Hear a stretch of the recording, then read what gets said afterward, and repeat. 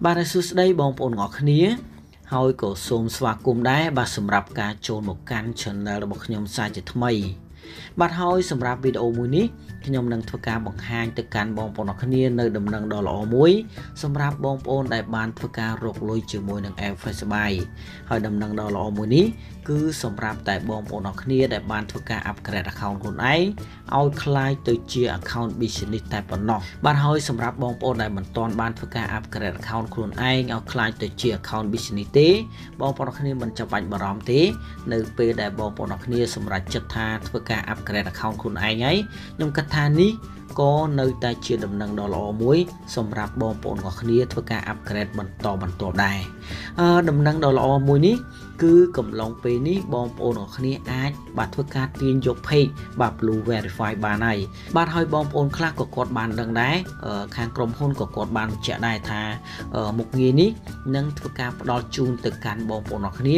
នៅចុងខែនេះតែម្ដងប៉ុន្តែឥឡូវនេះថ្ងៃនេះគឺបងប្អូនអ្នកគ្នាទទួលបានហើយ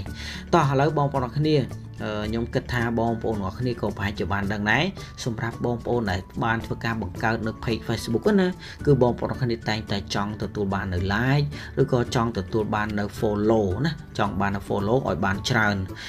សម្រាប់ app មួយនេះវិញគឺមានលក្ខណៈងាយស្រួលនៅពេលដែលបងប្អូនអ្នកគ្នាបានធ្វើការបាទ add friend ឲ្យបាន 6000 នាក់មកសម្រាប់ 6000 នាក់នេះគឺខាងក្រុមហ៊ុនគឺបានធ្វើការកំណត់ឲ្យបងប្អូនអ្នកគ្នាត្រូវមានបាទមិត្តភ័ក្តិណាឲ្យបាន 6000 នាក់ឲ្យបាន 6000 នាក់អញ្ចឹងនៅពេលដែលយើងធ្វើការ add friend ឲ្យបានតែ 6000 នាក់មកបងប្អូនអ្នកគ្នាអាចបង្កើត page មួយដែលអូតូតែម្ដងតោះឥឡូវខ្ញុំនឹងធ្វើការបង្ហាញតែម្ដងថាតើយើង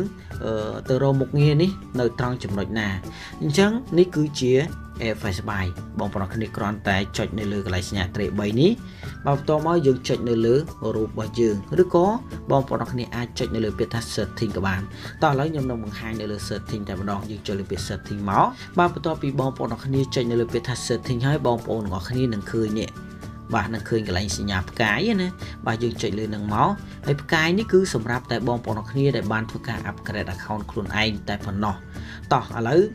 នេះគឺជាមុខងារដែលខាងក្រុមហ៊ុននេះបានធ្វើការផ្ដល់ឲ្យហើយអញ្ចឹងបងប្អូនគ្នាគ្រាន់តែចុចនៅលើនឹងមកណាយើងចុចលើនឹងមកបាទបងប្អូនគ្នាគ្រាន់តែធ្វើការរងចាំបន្តិច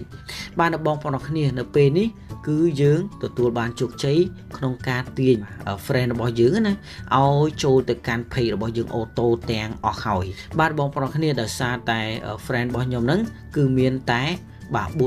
4900 នាក់តែប៉ុណ្ណោះប៉ុន្តែវាមិនជាបញ្ហាទេយើងនឹងទាញបន្តទៀតបានតោះឥឡូវនៅពេលដែលយើងធ្វើការចុចមិញទទួលបានជោគជ័យហើយណាបងប្អូនអ្នកគ្នាត្រូវកន្លែងមកមើលកន្លែងសញ្ញាត្រេ3វិញយើងត្រូវទៅមើល page របស់យើងបាទហើយសម្រាប់ page នេះគឺយើងទទួលបាន page មួយដែលមានឈ្មោះបាទគឺដូចឈ្មោះរបស់ account របស់យើងចឹងតោះឥឡូវយើងចុចនៅលើ page មក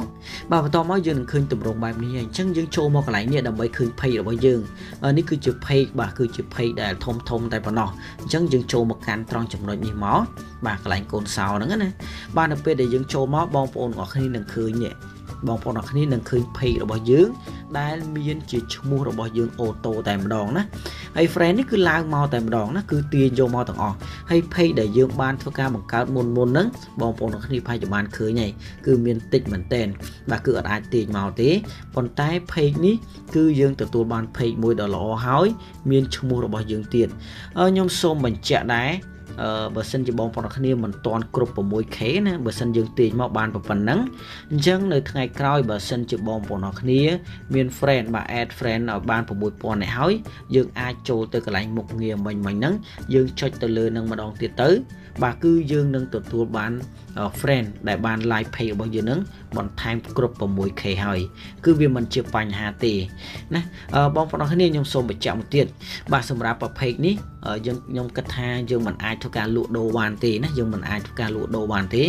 ដោយសារតែ page មួយនេះគឺយើងមិនអាចលុបខ្លួនឯង ចេញពី admin បានឡើយណាបើសិនជា page ផ្សេងគឺយើងអាចធ្វើការលក់បានណាយើងអាចធ្វើការលក់ចេញបានតោះឥឡូវបងប្អូនគ្នាសម្រាប់វីដេអូមួយនេះខ្ញុំបានធ្វើការបង្ហាញទៅកាន់បងប្អូនគ្នានៅមុខងារដ៏ល្អមួយនេះរួចហើយអញ្ចឹងបើសិនជាបងប្អូនគ្នានៅមានចម្ងល់ត្រង់ចំណុចណាបងប្អូនគ្នាអាចធ្វើការ comment នៅខាងក្រោមវីដេអូនេះបានឬក៏អាចធ្វើការឆាតមកកាន់ page របស់ខ្ញុំផ្ទាល់ក៏បានដែរបាទឥឡូវសម្រាប់វីដេអូមួយនេះខ្ញុំសូមបញ្ចប់ត្រឹមតែប៉ុណ្ណេះយើងជួបគ្នានៅក្នុងវីដេអូក្រោយបន្តទៀតបាទ